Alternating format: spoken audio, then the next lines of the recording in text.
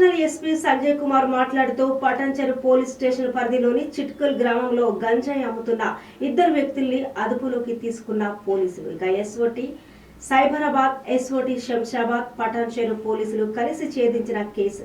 ఇక రాజస్థాన్ కు చెందిన బుద్ధారాం 34 సంవత్సరాలు, ఇక కౌశల్ రామ్ 30 సంవత్సరాలు గత 6 నెలలుగా చిట్కూల్ గ్రామంలో అద్దెకు ఉంటూ గంజాయి నమ్ముతున్నారు. ఇక వారి వద్ద నుండి 34 గ్రాముల ఓపియం, 8 గ్రాముల హెరాయిన్, 20 లక్షల రూపాయల విలువ చేసే గంజాయిని స్వాధీనం చేసుకున్నారు.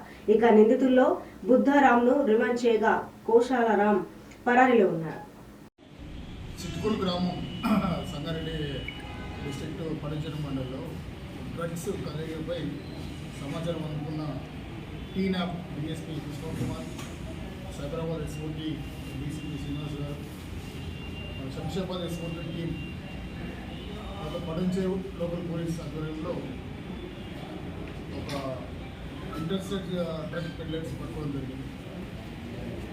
వీళ్ళిద్దరు కూడా రాజస్థాన్ చెందిన బుద్ధారాం, కౌశల్ అని చెప్పేసి ఇద్దరు కూడా రాజస్థాన్ నుంచి ఇక్కడికి వలస వచ్చేసి పటాన్చెరు ఏరియాలో రేంజింగ్ వర్క్ చేస్తూ ఉన్నారు.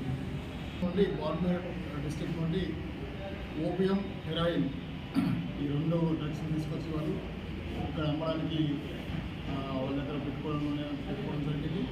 ఆ ఇంట్రెస్టెడ్ ఇన్ఫర్మేషన్పై టీనాప్ వాళ్ళు ఎస్ఓటి సైబరాబాద్, సైబరాబాద్ పోలీస్ అందరూ జాయింట్ ఆపరేషన్లో వాళ్ళు పట్టుకోవడం జరిగింది. బుద్ధారాం ప్రస్తుతం కస్టడీలో ఉన్నాడు. అసలు ఇంటర్నేషనల్ బార్ తెలిసిన ఏంటంటే ఓపియం కొంత హెరాయిన్ రాజస్థాన్ నుండి వాళ్ళ ఓన్ కన్సంప్షన్ నుంచి వాళ్ళకి ఇష్టం వాళ్ళకి అమ్ముకోవడం గురించి తీసుకోవడం జరిగింది. సో అతని మెయిన్ రాజస్థాన్ నుండి తీసుకొచ్చిన కౌశల్ రామ్ అనే వ్యక్తి పరారులో ఉన్నారు. ఈ కేసు ఇన్వెస్టిగేషన్లో అతను కూడా పట్టుకోవడం జరుగుతుంది. ఈ డ్రగ్స్ వాల్యూ ఇంటర్నేషనల్ మార్కెట్లో 20 lakhs, opium 34 grams, heroin 8 grams recover చేయడం. సో ఈ ఇన్ఫర్మేషన్ అంతా కూడా ఎస్ఓటి సైబరాబాద్, టీనాప్, తర్వాత పటాన్చెరు లోకల్ పోలీస్ వారికి